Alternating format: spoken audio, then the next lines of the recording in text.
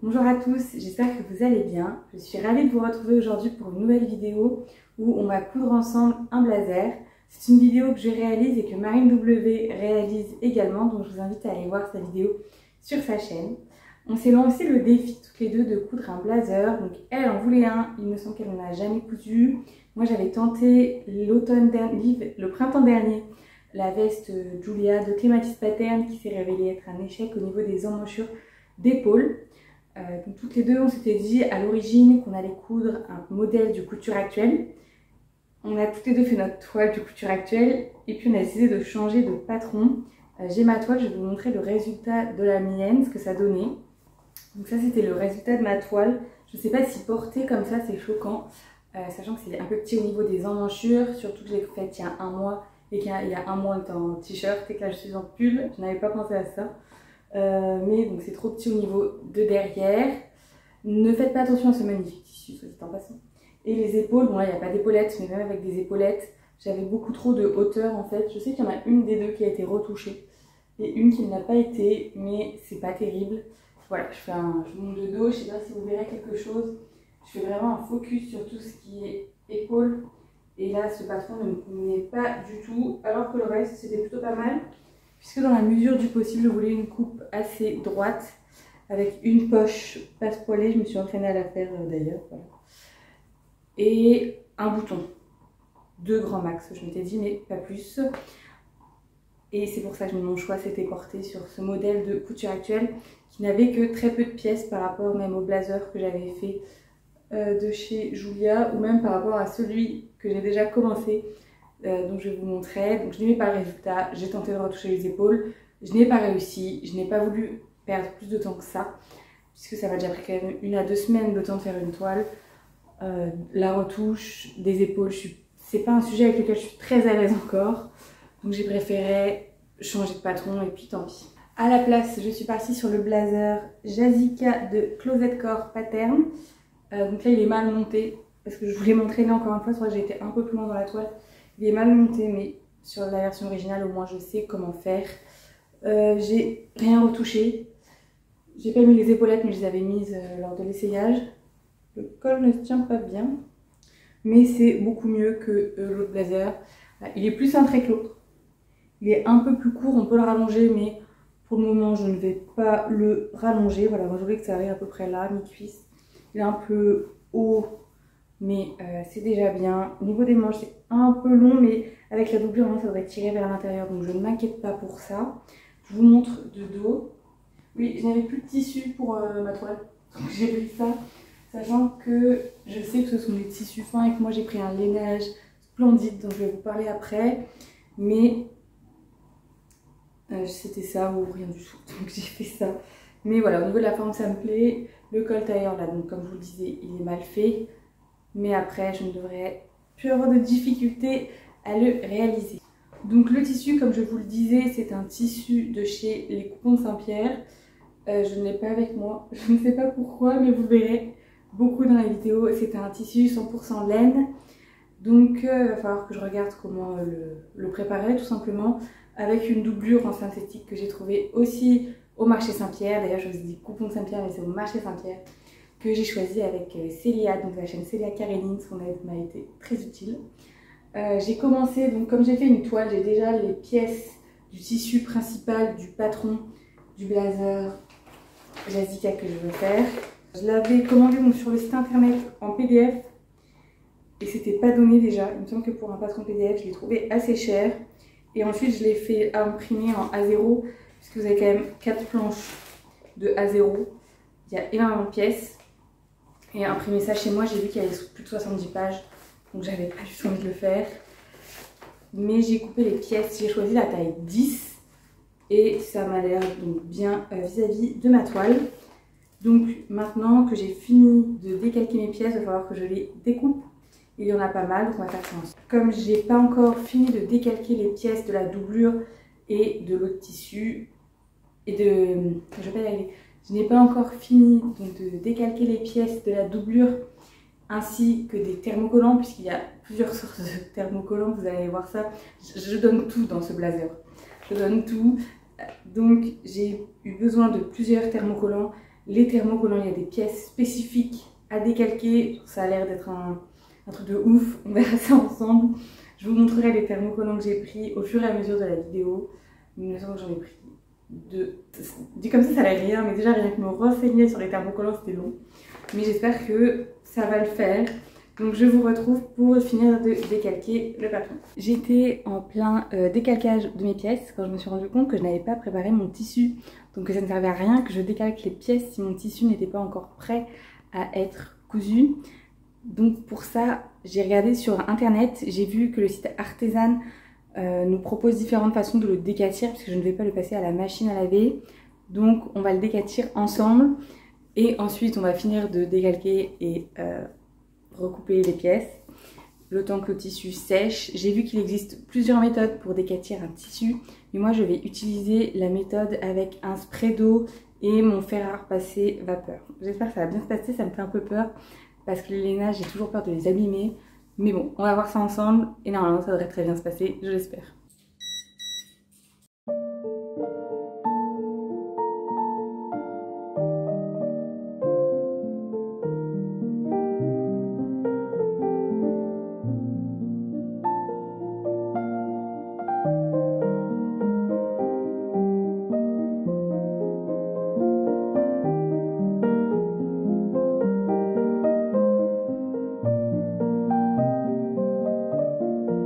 Donc c'est bon, j'ai fini de découper et décalquer toutes les pièces de patron, enfin découper dans le... pas dans le tissu, hein, dans le papier calé. Il y a environ 35 pièces, donc c'est un petit peu long. J'avais dit que je reviendrais vers vous au niveau des thermocollants. Donc j'ai pris un thermocollant spécial laine qui est le G744. Je filme au miroir pour les vlogs, c'est pas très malin parce que du coup vous voyez en miroir. Et ensuite il fallait un thermocollant élastique. Donc là j'ai pris le... Ils ont mis des étiquettes dessus, c'est intelligent. J'ai pris le G770. Donc il faut que maintenant je coupe ces 35 pièces. Donc il faut bien que je différencie les deux thermocollants. Généralement tout est indiqué dans les instructions. J'ai ma doublure que je ne vous avais pas montré, qui est bordeaux. Et mon tissu principal que je couperai dans un second temps. On va commencer par la doublure et les thermocollants puisque je vais les couper eux au cutter rotatif, ce sera plus simple, alors que le tissu principal je le couperai au ciseau. L'étape d'après sera l'entoilage de tout ça. Ça devrait aller, je pense qu'on se retrouve après.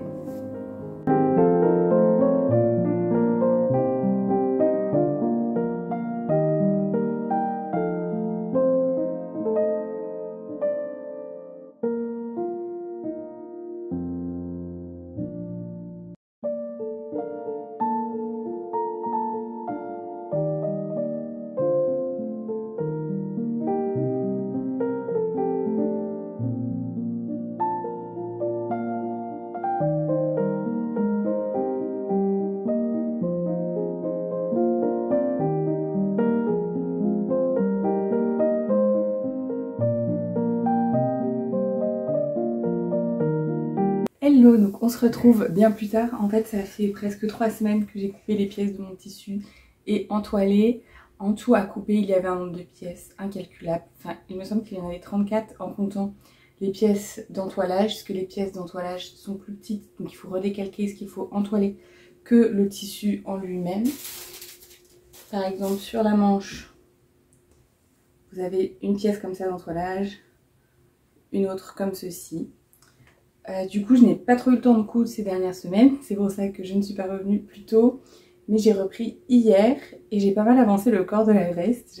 J'ai filmé par-ci par-là quelques petits bouts, mais sans vraiment parler. Donc je me retrouve pour la veste, il y a tout qui est là, c'est le bazar.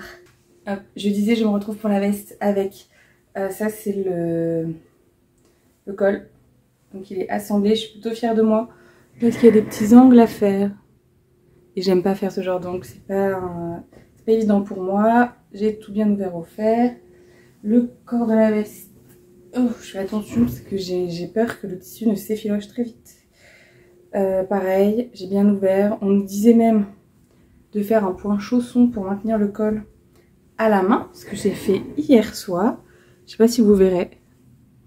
Là, bon, faut le savoir, mais il y a un point chausson à la main. ça ne se voit pas du tout, c'est super. Donc ma veste avec, vous voyez bien mes petites poches qui sont beaucoup plus mignonnes à l'extérieur que à l'intérieur, n'est-ce pas?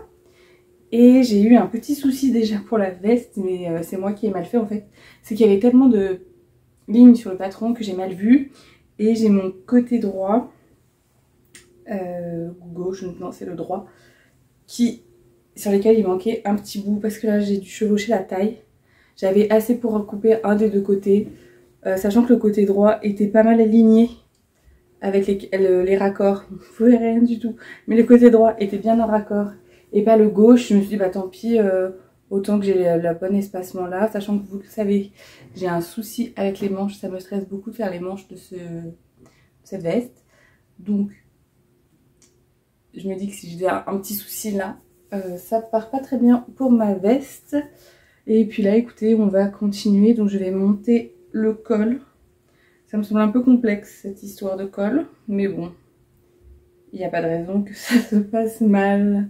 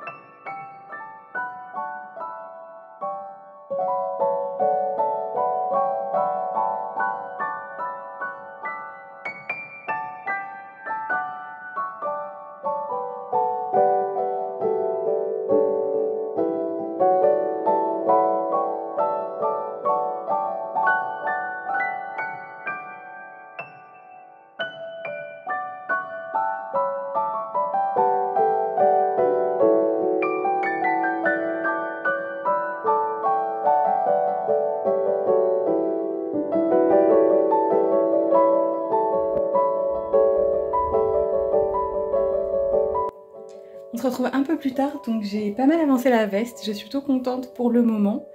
Je tiens totalement comme si je filmais un selfie.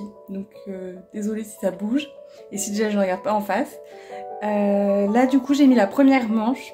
Si vous avez un peu suivi l'histoire de mon blazer Julia, vous savez que ça me stressait énormément de faire les manches. Elle est pas mal. Après je sais que j'ai tendance à être très maniaque des emmanchures.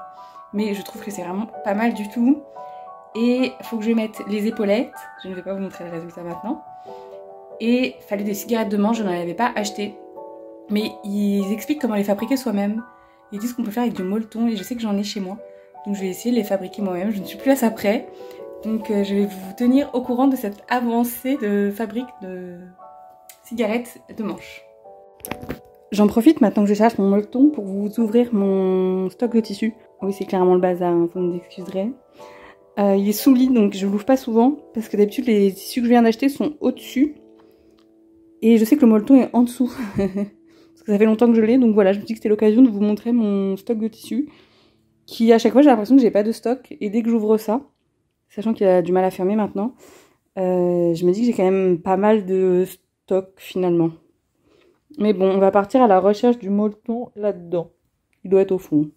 Mon molleton était effectivement tout au fond de mon bac. Donc ça va. Je suis hyper contente de l'avoir gardé. C'est l'un des premiers trucs que j'ai acheté quand j'ai commencé la couture. Donc ce truc à 3 ans. Et je me suis dit que je n'allais jamais l'utiliser. De base, je l'avais acheté pour faire une trousse molletonnée. J'avais pris la quantité. Enfin, c'était avec ma maman. Et du coup, je me suis dit que je n'allais jamais l'utiliser. J'ai failli le jeter 40 fois. Mais je suis hyper contente de voir que ça sert à quelque chose. Donc on fait ça et je monte les manches avec mes cigarettes là. Et on se retrouve juste après. Comme vous pouvez le voir, je porte ma veste. Donc c'est que le montage des manches s'est très bien passé. Il y a de la lumière, il doit y avoir des gros problèmes de lumière parce qu'il fait nuit. Pour le moment, je suis contente du résultat. Il y a juste des plis par endroit. Enfin là et là, que je ne m'explique pas. Mais je pense que quand je mettrai la doublure, ça ira mieux. Enfin la dernière fois que j'avais un problème aux épaules, je m'étais dit la même chose. On verra avec la doublure. Mais aussi, il fallait maintenir ça par des points à la main que je n'ai pas encore fait, que je vais le faire. Je pense que ça pourrait peut-être enlever mon pli ou sinon c'est que mon col ne se casse pas au bon endroit, ce qui est fort probable. Donc je vais enfin pouvoir passer à la doublure. Comme vous avez pu le constater, finalement je ne vous ai pas montré les vidéos de la doublure en train d'être cousue puisque j'ai totalement oublié de les filmer au fur et à mesure, donc je m'excuse pour ça. Au niveau de la doublure, il n'y avait rien de compliqué, juste la fente en bas dont je vous reparle après. Mais tout le reste, c'était de l'assemblage exactement comme la veste, à l'exception du col et de cette fameuse fente. On se retrouve dans un premier temps avec les vidéos portées, puis ensuite je vous ferai un petit point sur cette cousette.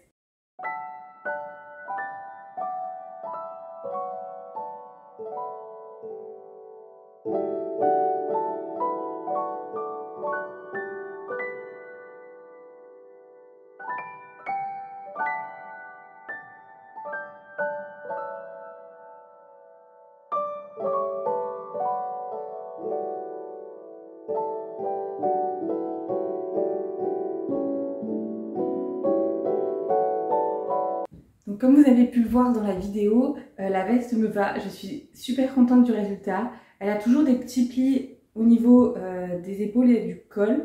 Je pense que c'est parce que j'aurais pu agrandir la pince, mais je n'ai pas souhaité faire trop d'expérience sur ce blazer puisque j'étais quand même plutôt très satisfaite du résultat.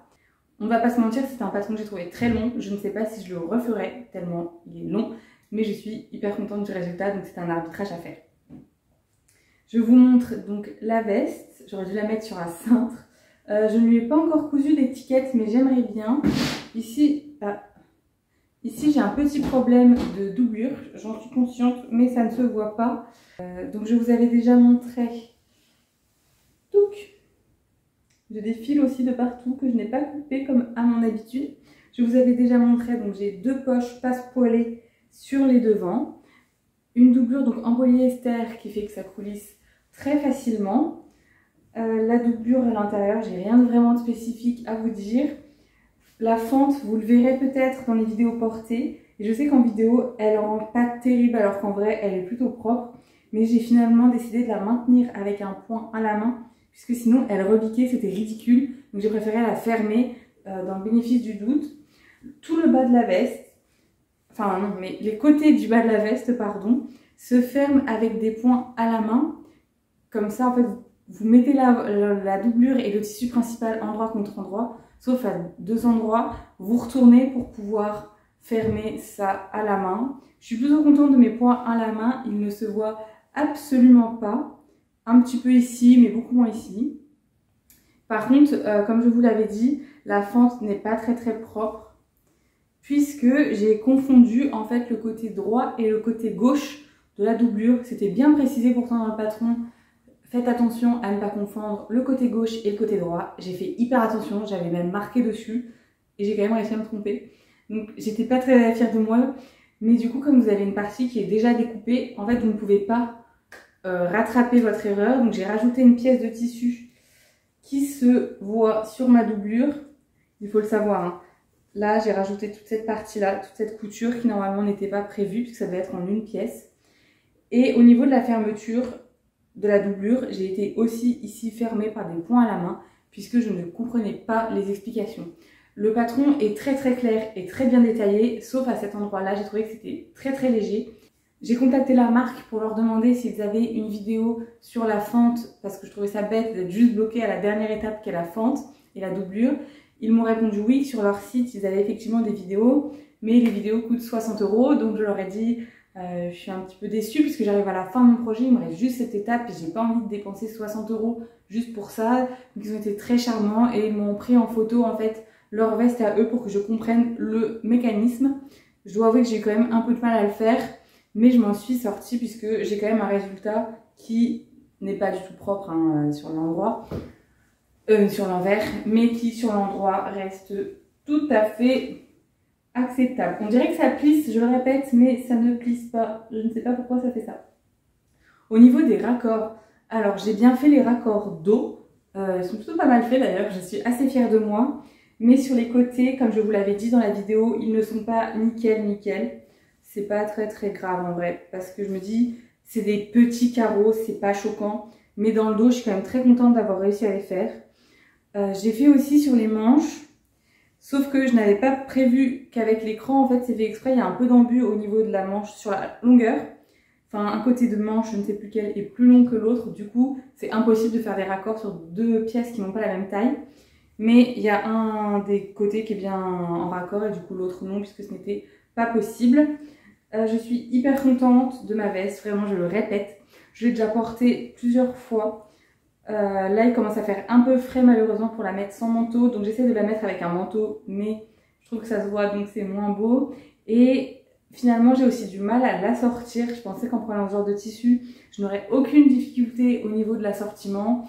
C'est malheureusement pas le cas parce qu'à chaque fois, je me dis « Ah, mais dessus, il y a du bordeaux, il y a du beige, il y a du marron. » Sauf que j'ai que du bordeaux et du noir. Donc souvent, je la mets avec une blouse bordeaux, comme vous le verrez dans les vidéos portées, et un pantalon noir. Petit aparté, dans la vidéo portée, je porte encore une fois la blouse Elisabeth de Atelier Bernier, dont je vous parlerai dans mon prochain bilan couture. Mais je le répète, c'est un vêtement super, n'hésitez pas à aller le voir sur le compte de la créatrice. C'est à peu près tout ce que je voulais vous dire pour cette veste. Honnêtement, mis à part ma fente en bas, je n'ai pas eu de difficultés particulières. Le patron est vraiment très bien expliqué. Alors oui, c'est un patron PDF qui est cher, qui est de base en anglais avec une version française pas trop mal traduite, on va dire. Donc c'est plutôt agréable. Mais c'est quand même un patron très long. Pour vous donner un ordre d'idée, c'est vrai que je couds de moins en moins car j'ai de moins en moins le temps comme beaucoup d'entre nous. Mais j'ai dû passer au moins 3 semaines dessus en comptant la toile, sans compter la première toile couture actuelle. Je sais que Marine a réussi à coudre le sien beaucoup plus rapidement, donc je l'admire. Mais moi, ce n'est malheureusement pas mon cas. Dernier petit point sur lequel je voulais revenir avec vous, c'est les boutons. Donc à l'avant, vous avez un bouton et vous pouviez en mettre en option au bord des manches. Je les avais achetés au cas où, j'ai décidé de ne pas les mettre. Il me reste donc ici un gros bouton comme ça que j'aime beaucoup, mais je n'ai toujours pas fait la boutonnière en face parce que, pour être tout à fait honnête avec vous, j'ai peur que ça gâche toute la veste.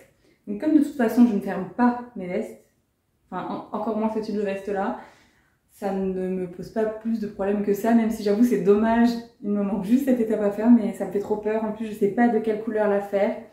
Voilà, je ne sais pas. Mais il me manque juste ça, mais personne ne l'a vu jusqu'à maintenant alors que je l'ai porté plusieurs fois. J'espère que cette vidéo vous aura plu. Je voulais m'excuser pour le montage du vlog, puisque c'est quelque chose dont je n'ai pas l'habitude de tourner ni de monter, et c'est pas évident pour être honnête avec vous.